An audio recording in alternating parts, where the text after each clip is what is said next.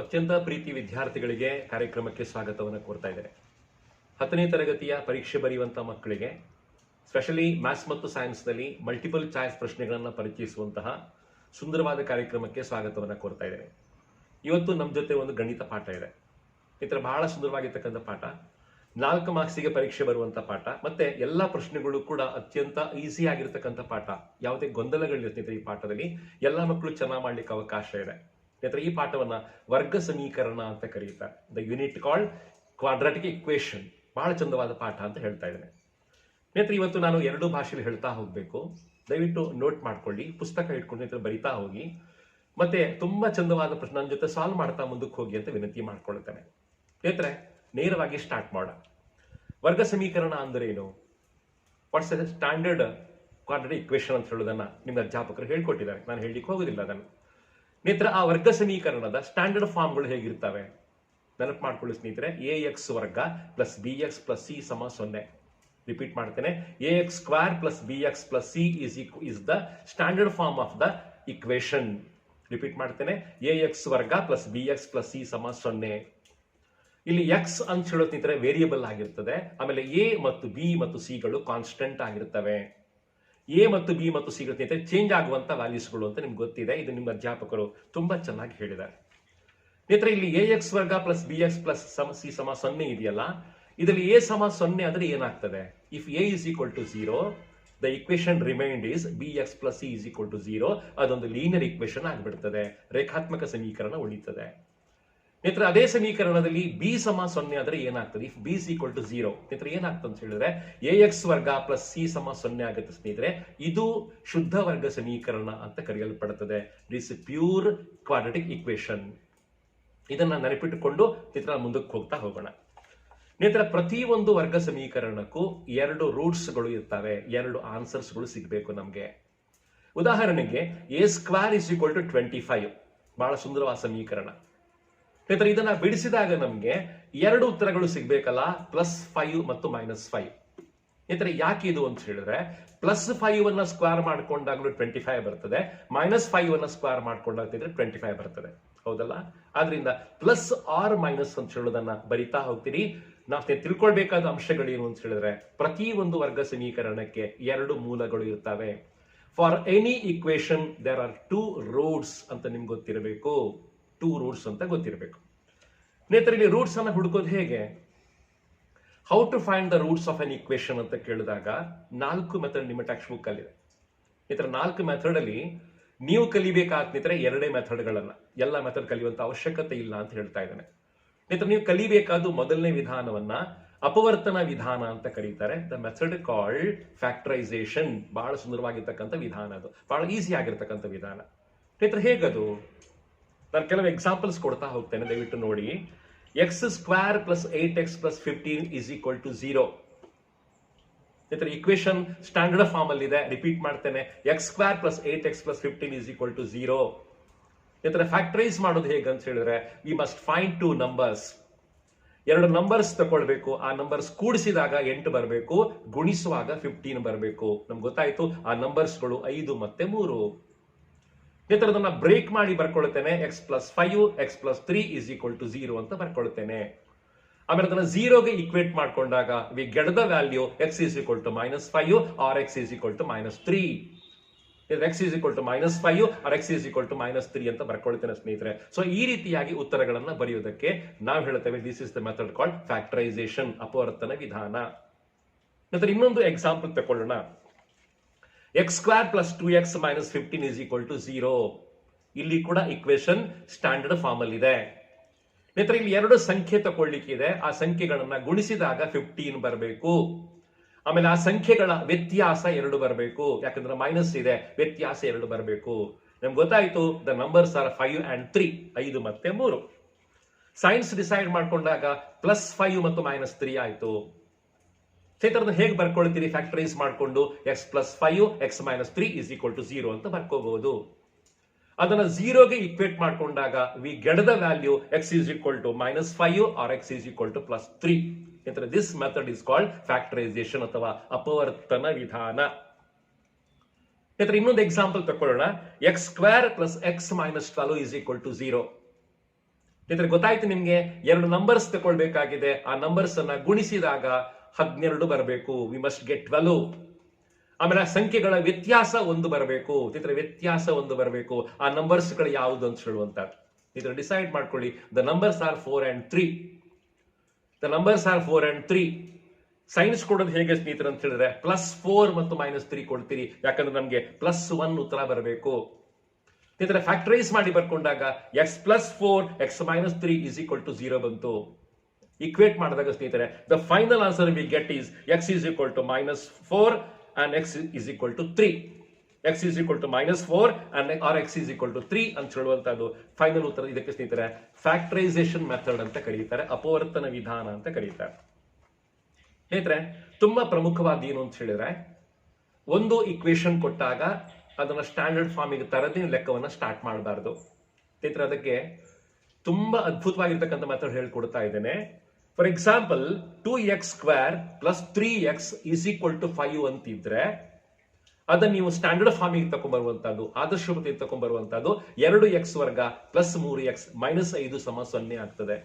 x ವರ್ಗ first ಇರಬೇಕು, ಆಮೇಲೆ x ಟರ್ಮ್ ಇರಬೇಕು, ಆಮೇಲೆ ಕಾನ್ಸ್ಟೆಂಟ್ ನಂಬರ್ ಇರಬೇಕು. ಸ್ನೇಹಿತರೆ ಇದನ್ನ ಒಂದು ಪಾರ್ಶ್ವಕ್ಕೆ ತಗೊಂಡ್ಬಂದಾಗ that is called standard form ಅಥವಾ ಆದರ್ಶ ರೂಪ. ಸ್ನೇಹಿತರೆ ಯಾವುದೇ ಲೆಕ್ಕವನ್ನ ಸ್ಟಾರ್ಟ್ ಮಾಡೋದಕ್ಕಿಂತ ಮೊದಲು ಅದನ್ನ ಆದರ್ಶ ರೂಪಕ್ಕೆ ತರಬೇಕಾದ್ದು ಬಹಳ ಇಂಪಾರ್ಟೆಂಟ್. ಸ್ನೇಹಿತರೆ ಆನಂತರ ನೀವು ಎ ಮತ್ತು ಬಿ ಮತ್ತು ಸಿ ಬೆಲೆಯನ್ನ ಹುಡುಕುವಂತದ್ದು. We are finding the values of A and B and C. ಸ್ನೇಹಿತರೆ x ವರ್ಗದ ಒಟ್ಟಿಗೆ ಯಾವ ಸಂಖ್ಯೆ ಇದೆಯೋ ಅದನ್ನ a ಅಂತ ಕರೀತಾರೆ. The cofactor of x² is called a. The cofactor of x is called b and the constant is called c. ಸ್ನೇಹಿತರೆ x ವರ್ಗದ ಸಹಗುಣಕವನ್ನ a ಅಂತ ಕರೀತಾರೆ, x ನ ಸಹಗುಣಕವನ್ನ b ಅಂತ ಕರೀತಾರೆ, ಆಮೇಲೆ ಸ್ಥಿರಾಂಕವನ್ನ ಸ್ನೇಹಿತರೆ c ಅಂತ ಕರೀತಾರೆ. ಇದನ್ನ ಹುಡುಕ್ಲಿಕ್ಕೆ ಕಲಿಬೇಕು. ಯಾಕಂದ್ರೆ ನೆಕ್ಸ್ಟ್ ನಾ ಬರುವಂತ ಸ್ನೇಹಿತರೆ ಫಾರ್ಮುಲಾ ಮೆಥಡ್.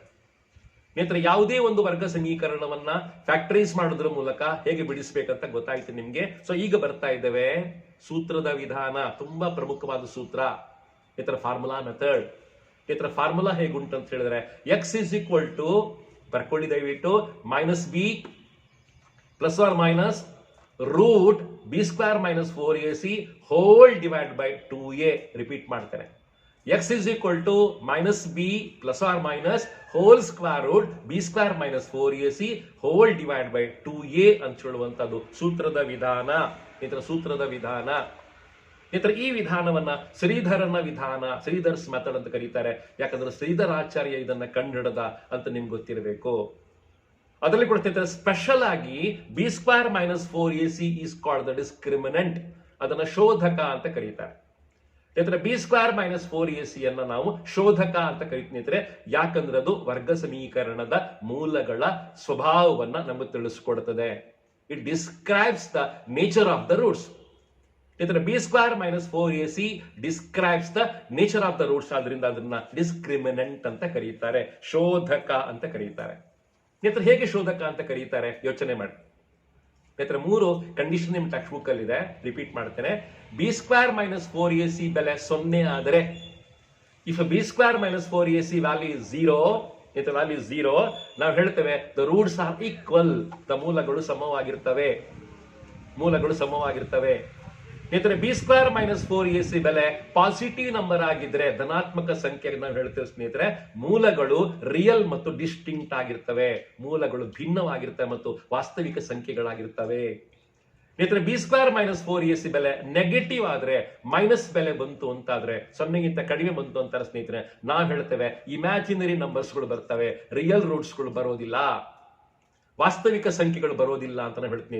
ಇದು ನೇಚರ್ ಆಫ್ ದ ರೂಟ್ಸ್ ಮೇಲೆ ಇರತಕ್ಕಂಥ ಪ್ರಶ್ನೆ. ಒಂದು ಪ್ರಶ್ನೆ ಪರೀಕ್ಷೆಗೆ ಖಂಡಿತ ಅಂದ್ರೆ ಖಂಡಿತ ಬರಬೇಕು ಅಂತ ನಂಗೆ ಅನಿಸ್ತಾ ಇದೆ. ಫಾರ್ ಎಕ್ಸಾಂಪಲ್ ಈ ಪ್ರಶ್ನೆ ಪರೀಕ್ಷೆ ಬಂದ ಪ್ರಶ್ನೆ ಸ್ನೇಹಿತರೆ, x² ರಿಪೀಟ್ ಮಾಡ್ತೇನೆ +2x - 8 = 0. Find the nature of the roots. x² +2x - 8 = 0. Find the nature of the roots. ಮೂಲಗಳ ಸ್ವಭಾವವನ್ನ ಕಂಡುಹಿಡಿಯಿರಿ ಅಂತ ಪ್ರಶ್ನೆ. ಸ್ನೇಹಿತರೆ ಹುಡುಕ್ತಾ ಹೋಗಿ ಎ ಬೆಲೆ 1 ಆಯ್ತು, ಯಾಕಂದ್ರೆ x ವರ್ಗದ ಒಟ್ಟಿಗೆ 1 ಇದೆ. ಬಿ ಬೆಲೆ 2 ಆಯ್ತು, +2 ಆಯ್ತು. ಅಂಡ್ ಸಿ ಬೆಲೆ -8 ಆಯ್ತು, ಸಿ ಬೆಲೆ -8 ಆಯ್ತು. ಸ್ನೇಹಿತರೆ b² - 4ac ಗೆ ಅಪ್ಲೈ ಮಾಡ್ಕೊಂಡಾಗ ಬಿ ಸ್ಕ್ವೇರ್ ಅಂದ್ರೆ 2ರ ವರ್ಗ 4 ಆಯ್ತು, ಮೈನಸ್ 4 ಇದೆ 4 ಬರ್ಕೊಂಡೆ, ಎ ಪ್ಲಸ್ ಅಲ್ಲಿ 1 ಬರ್ಕೊಂಡೆ, ಸಿ ಪ್ಲಸ್ ಅಲ್ಲಿ -8 ಬರ್ಕೊಂಡೆ. ನೇತ್ರ ಅದರ ವ್ಯಾಲ್ಯೂವನ್ನು ಹುಡುಕಿದಾಗ 4 + 32 ಬಂತು. The value is 36. B square -4ac values ನೇತ್ರ 36 ಬಂತು. ಅದರ ಅರ್ಥ the roots are real and distinct. ಮೂಲಗಳು ವಾಸ್ತವಿಕ ಮತ್ತು ಭಿನ್ನ ಸಂಖ್ಯೆಗಳಾಗಿರುತ್ತವೆ. ಯಾಕಂದ್ರೆ ಅದು ಧನಾತ್ಮಕ ಸಂಖ್ಯೆ. It's a positive number. ಇನ್ನೊಂದು ಎಕ್ಸಾಂಪಲ್ ಕೊಡ್ತೇನೆ. ಎಕ್ಸ್ ಸ್ಕ್ವೇರ್ ದಯವಿಟ್ಟು ಬರ್ಕೊಳ್ಳಿ, -6 +9 = 0. x square -6x + 9 = 0 is the equation given. ನಂತರ ಇಲ್ಲಿ value of a is 1, value of b is -6, value of c is +9. ನಂತರ ಇದನ್ನ b² - 4ac ಗೆ ಅಪ್ಲೈ ಮಾಡ್ಕೊಂಡಾಗ b² ಅಂತ ಹೇಳಿದ್ರೆ 6ರ ವರ್ಗ 36 ಆಯ್ತು, ಮೈನಸ್ 4 ಬಂತು, ಎ ಪ್ಲಸ್ ಅಲ್ಲಿ 1 ಬಂತು, ಸಿ ಪ್ಲಸ್ ಅಲ್ಲಿ +9 ಬಂತು. ನಂತರ 36 - 36 ಮೈನಸ್ ಮಾಡಿದಾಗ 0 ಬರ್ತದೆ. 36ರಿಂದ 36 ಕಳೆದ್ರೆ 0 ಬರುತ್ತೆ ಸ್ನೇಹಿತರೆ. ನಮ್ಗೆ ಗೊತ್ತಾಯ್ತು ದ ರೂಟ್ಸ್ ಆರ್ ಈಕ್ವಲ್. ಮೂಲಗಳು ಸ್ನೇಹಿತರೆ ಸಮವಾಗಿರ್ತವೆ ಅಂತ ಗೊತ್ತಾಯ್ತು. ಹೀಗೆ ರೂಟ್ಸ್ ಅನ್ನ ಜಡ್ಜ್ ಮಾಡೋದನ್ನ ಸ್ನೇಹಿತರೆ ಕಲಿಬೇಕು. ಒಂದು ಪ್ರಶ್ನೆ ಖಚಿತವಾಗಿ ಇಲ್ಲಿ ಬರುವಂತದ್ದು, ಖಂಡಿತ ಬರುವಂತದ್ದು. ಸ್ನೇಹಿತರೆ ಮತ್ತೆ ನಾನು ಫಾರ್ಮುಲಾ ಮೆಥಡಿಗೆ ಬರ್ತೇನೆ. x is equal to -b + or - square root of b square - 4ac by 2a ಅಂತ ಹೇಳುವಂತದ್ದು ಫಾರ್ಮುಲಾ. ಹೇಳ್ತೇನೆ ಕನ್ನಡದಲ್ಲಿ. x ಸಮ -b ಪ್ಲಸ್ ಅಥವಾ ಮೈನಸ್ ಪೂರ್ತಿ ವರ್ಗಮೂಲ b² - 4ac ಭಾಗಿಸು 2a. ಈ ಸೂತ್ರ ಇಟ್ಕೊಂಡು ಸ್ನೇಹಿತರೆ ಒಂದು ಲೆಕ್ಕ ಪರೀಕ್ಷೆಗೆ ಬರಬಹುದು. ಸೂತ್ರದ ಮೂಲಕ ಬಿಡಿಸಿ ಅಂತ ಹೇಳ್ಬಹುದು, ಅಥವಾ ಸೂತ್ರವನ್ನೇ ಪರೀಕ್ಷೆ ಕೇಳಬಹುದು, ಫಾರ್ಮುಲಾವನ್ನೇ ಡೈರೆಕ್ಟ್ ಆಗಿ ಪರೀಕ್ಷೆ ಕೇಳಬಹುದು. ಸ್ನೇಹಿತರೆ ಇದು ನೀವು ಫೋಕಸ್ ಮಾಡಬೇಕಾಗಿರ್ತಕ್ಕಂಥ ಏರಿಯಾ. ಸ್ನೇಹಿತರೆ ಹೇಗೆ ಬಿಡಿಸಬೇಕು ನಿಮ್ಮ ಅಧ್ಯಾಪಕ ನಿಮ್ಗೆ ಹೇಳಿಕೊಟ್ಟಿದ್ದಾರೆ. ನಾನೀಗ ಅದನ್ನ ವಿವರಣೆ ಕೊಡ್ತಾ ಹೋಗೋದಿಲ್ಲ, ಯಾಕಂದ್ರೆ ತುಂಬಾ ಸಮಯ ಬೇಕಾದಕ್ಕೆ ನೀವು ಮಾಡಿ ಅಂತ ವಿನಂತಿ ಮಾಡ್ಕೊಳ್ತೇನೆ. Here is a question. ಪರೀಕ್ಷೆ ಬಂದಿರತಕ್ಕಂತಹ ಪ್ರಮುಖವಾಗಿರ್ತಕ್ಕಂಥ ಪ್ರಶ್ನೆ ಸ್ನೇಹಿತರೆ ಈ ರೀತಿ ಇದೆ. ಪ್ರಶ್ನೆ ಈ ರೀತಿ ಇದೆ. mx² ಇದೆ, -2x + 1 = 0 ಇದೆ. ದಯವಿಟ್ಟು ಬರ್ಕೊಳ್ಳಿ. mx² -2x + 1 = 0. If the roots are equal, find the value of m ಅಂತ ಪ್ರಶ್ನೆ ಇದೆ. Find the value of m. m ನ ಬೆಲೆಯನ್ನು ಹುಡುಕಿ. ಸ್ನೇಹಿತರೆ ಮೂಲಗಳು ಸಮನಾದರೆ m ನ ಬೆಲೆ ಹುಡುಕಿ ಅಂತ ಪ್ರಶ್ನೆ. ಸ್ನೇಹಿತರೆ b² - 4ac ಇಂದ ಸ್ಟಾರ್ಟ್ ಮಾಡ್ತೇನೆ. ಸ್ನೇಹಿತರೆ b ನ ಬೆಲೆ 2 ಇದೆ, b² ಮಾಡ್ಕೊಂಡಾಗ 4 ಬಂತು. ಆಮೇಲೆ ಫಾರ್ಮುಲಾ ಪ್ರಕಾರ 4 ಬಂತು. ಫಸ್ಟ್ ಬ್ರಾಕೆಟ್ ಅಲ್ಲಿ m ಬಂತು, ಸೆಕೆಂಡ್ ಬ್ರಾಕೆಟ್ ಅಲ್ಲಿ 1 ಬಂತು. ಸ್ನೇಹಿತರೆ ಮುಂದಕ್ಕೆ ಹೋದಾಗ ಏನಾಯ್ತು ಅಂತ ಹೇಳಿದ್ರೆ ಲಾಸ್ಟ್ ಸ್ಟೆಪ್ ಬಂದಾಗ m ನ ವ್ಯಾಲ್ಯೂ 1 ಬಂತು. ಸ್ನೇಹಿತರೆ m ನ ವ್ಯಾಲ್ಯೂ 1 ಬಂತು. ಮೂಲಗಳು ಸಮನಾದಾಗ m ನ ಬೆಲೆ ಹುಡುಕಿ, k ನ ಬೆಲೆ ಹುಡುಕಿ. ಸ್ನೇಹಿತರೆ ಇಂತಹ ಪ್ರಶ್ನೆಗಳು ಪರೀಕ್ಷೆ ಬರುವಂತದ್ದು ಖಂಡಿತ. ಇನ್ನೊಂದು ಪ್ರಶ್ನೆ ಕೊಡ್ತಾ ಇದ್ದೇನೆ, ದಯವಿಟ್ಟು ಮಾಡಿ ಟ್ರೈ ಮಾಡಿ. x² - 2x + 1 = 0. Find the nature of roots. x² - 2x + 1 = 0. Find the nature of the roots ಅಂತ ಹೇಳುವಂತ ಸ್ನೇಹಿತರೆ ಇದು ಕೂಡ ಬಹಳ ಪ್ರಾಮುಖ್ಯವಾಗಿರ್ತಕ್ಕಂಥ ಪ್ರಶ್ನೆ ಅಂತ ನಂಗೆ ಅನಿಸ್ತಾ ಇದೆ. ಸೂತ್ರದ ಮೂಲಕ ವರ್ಗ ಸಮೀಕರಣ ಬಿಡಿಸುವಂತ ಲೆಕ್ಕವನ್ನ ತುಂಬಾ ಪ್ರಾಕ್ಟೀಸ್ ಮಾಡಿ. ಆಮೇಲೆ ಸ್ನೇಹಿತರೆ ಅಪವರ್ತನ ಮಾಡುವಂತ ಲೆಕ್ಕವನ್ನ ತುಂಬಾ ಪ್ರಾಕ್ಟೀಸ್ ಮಾಡಿ. ಫ್ಯಾಕ್ಟರೈಸ್ ಮಾಡೋದನ್ನ ತುಂಬಾ ಪ್ರಾಕ್ಟೀಸ್ ಮಾಡಿ. ತುಂಬಾ ಈಸಿ ಆಗಿರ್ತಕ್ಕಂಥ ಪ್ರಶ್ನೆಗಳು. ಆಮೇಲೆ ಈ ಪಾಠದಲ್ಲಿ ಒಂದು ಪ್ರಶ್ನೆ ಅಪ್ಲಿಕೇಶನ್ ಬರುವಂತ ಖಂಡಿತ ಅಂತ ಹೇಳಿದೆ ನಾನು. ಸ್ನೇಹಿತರೆ ಯಾವ ಪ್ರಶ್ನೆ ಇದು ಅಂತ ಹೇಳಿದ್ರೆ ನಿಮ್ಮ ಟೆಕ್ಸ್ಟ್ ಪುಸ್ತಕದಲ್ಲಿ ಒಂದು ಅಭ್ಯಾಸ ಇದೆ 10.3. ದಯವಿಟ್ಟು ಮಾರ್ಕ್ ಮಾಡ್ಕೊಳ್ಳಿ. 10.3 ಸ್ನೇಹಿತರೆ ಆ 10 ಪ್ರಶ್ನೆಗಳಿದೆ. ಅದನ್ನು ಒಂದು ಪ್ರಶ್ನೆ ಆರಿಸ್ಕೊಂಡು ಇಕ್ವೇಶನ್ ಬರ್ಕೊಳ್ಳಿಕ್ಕೆ ಹೇಳ್ತಾರೆ. ನನ್ನ ಅಭಿಪ್ರಾಯದ ಪ್ರಕಾರ ಇಕ್ವೇಶನ್ ಬಿಡಿಸ್ಬೇಕು ಅಂತಿಲ್ಲ, ನೀವು ಇಕ್ವೇಶನ್ ಮಾರ್ಕ್ ಮಾಡೋದು ಸಾಕು ಅಂತ ಹೇಳ್ತೇನೆ. ಸ್ನೇಹಿತರೆ 10.3 ಎಕ್ಸಸೈಸ್ ಅನ್ನ ತುಂಬಾ ಚೆನ್ನಾಗಿ ಸ್ಟಡಿ ಮಾಡ್ಕೊಳ್ಳಿ ಅಂತ ಹೇಳ್ತೇನೆ. ಸ್ನೇಹಿತರೆ ಪ್ರಶ್ನೆಗಳು ಹೇಗಿದೆ, ಕೆಲವು ಸ್ಯಾಂಪಲ್ಸ್ ಕೊಡ್ಲಾ ನಾನು ನಿಮ್ಗೆ. ಕೆಲವು ಸ್ಯಾಂಪಲ್ಸ್ ಪ್ರಶ್ನೆ ಕೊಡ್ತಾ ಹೋಗ್ಲಾ ಸ್ನೇಹಿತರೆ. ಪ್ರಶ್ನೆ ಈ ರೀತಿ ಇದೆ. In a triangle length of the base is 2 centimeters longer than the length of the height. ಒಂದು ತ್ರಿಕೋನದ ಪಾದವು ಎತ್ತರಕ್ಕಿಂತ 2 ಸೆಂಟಿಮೀಟರ್ ಜಾಸ್ತಿ ಉದ್ದ ಇದೆ. ಅದರ ಏರಿಯಾ, ಅದರ ವಿಸ್ತೀರ್ಣ 12 ಚದರ ಸೆಂಟಿಮೀಟರ್ ಇದೆ. ಹಾಗಿದ್ರೆ ಬೇಸ್ ಮತ್ತು ಹೈಟ್ ಅನ್ನ ಕಂಡುಹಿಡಿಯಿರಿ, ಪಾದ ಮತ್ತು ಎತ್ತರವನ್ನ ಕಂಡುಹಿಡಿಯಿರಿ. ನಿಮ್ಮ ಟೆಕ್ಸ್ಟ್ ಪುಸ್ತಕ ಪ್ರಶ್ನೆ ಇದು, ಈಸಿ ಪ್ರಶ್ನೆ ಅದು. ಅಥವಾ in a triangle base is 3 centimeters longer than the length of the height. ನಿಮ್ಮ ತ್ರಿಕೋನದ ಎತ್ತರಕ್ಕಿಂತ ಪಾದವು 3 ಸೆಂಟಿಮೀಟರ್ ಜಾಸ್ತಿ ಉದ್ದ ಇದೆ. ಅದರ ವಿಸ್ತೀರ್ಣ 20 ಚದರ ಸೆಂಟಿಮೀಟರ್ ಇದೆ. Area is 20 square centimeters. Find the base and the height. ಪಾದ ಮತ್ತು ಎತ್ತರವನ್ನ ಕಂಡುಹಿಡಿಯಿರಿ. ಅಥವಾ ಒಂದು ಆಯತ ಇದೆ, ಒಂದು ರೆಕ್ಟಾಂಗಲ್ ಇದೆ. ಈ ತರ ರೆಕ್ಟಾಂಗಲ್ ನ area is 40 square centimetres and the perimeter is 26 centimetres. ಒಂದು ಆಯತದ ವಿಸ್ತೀರ್ಣ 40 ಚದರ ಸೆಂಟಿಮೀಟರ್ ಇದೆ, ಅದರ ಸುತ್ತಳತೆ 26 ಸೆಂಟಿಮೀಟರ್ ಇದೆ. ಅದರ ಹೈಟ್ ಮತ್ತು ಅದರ ಲೆಂತ್ ಮತ್ತು ಬ್ರೆಡ್ತ್ ಅನ್ನ ಕಂಡುಹಿಡಿಯಿರಿ. ಅದರ ಉದ್ದ ಮತ್ತು ಅಗಲವನ್ನ ಕಂಡುಹಿಡಿಯಿರಿ. ಅತ್ಯಂತ ಈಸಿ ಆಗಿರ್ತಕ್ಕಂಥ ಪ್ರಶ್ನೆ ಇದು. ನೀವು ಅದಕ್ಕೆ ಈಕ್ವೇಶನ್ ತನಕ ಬರೀಬೇಕಾಗ್ತದೆ. ಇದರ ಮುಂದಿನ ಪ್ರಶ್ನೆ ಇದೆ, in right angle triangle the base is 7 centimetres longer than the height. ಲಂಬಕೋನ ತ್ರಿಕೋನದಲ್ಲಿ ಪಾದವು ಎತ್ತರಕ್ಕಿಂತ 7 ಸೆಂಟಿಮೀಟರ್ ಜಾಸ್ತಿ ಉದ್ದ ಇದೆ. ವಿಕರ್ಣವು 13 centimetre. The hypotenuse is 13 centimetres. The base is 7 centimetres longer than the height. ಹಾಗಿದ್ರೆ ಅದರ ಬೇಸ್ ಮತ್ತು ಹೈಟ್ ಅನ್ನ ಕಂಡುಹಿಡಿಯಿರಿ. ಈಕ್ವೇಶನ್ ಬರ್ಕೊಳ್ಬೇಕಾಗಿದೆ. ನೀವು ಈಕ್ವೇಶನ್ ಬರೆದ್ರೆ ಸಾಕು, ಮಾರ್ಕ್ಸ್ ಸಿಗುತ್ತೆ. ದಯವಿಟ್ಟು ಪ್ರಯತ್ನ ಮಾಡಿ ಅಂತ ಹೇಳ್ತೇನೆ. ಅಥವಾ ನಿಮ್ಮ ಟೆಕ್ಸ್ಟ್ ಬುಕ್ ಇರತಕ್ಕಂಥ ಪ್ರಶ್ನೆ ಮಾಡ್ತೀನಿ. ಒಂದು ಪ್ಯಾಸೆಂಜರ್ ಟ್ರೈನ್ ಇದೆ, ಎಕ್ಸ್ಪ್ರೆಸ್ ಟ್ರೈನ್ ಇದೆ, ಕಂಪ್ಯಾರಿಸನ್ ಮಾಡಿ ಈಕ್ವೇಶನ್ ಬರ್ಕೊಳ್ಬೇಕು ನೀವು.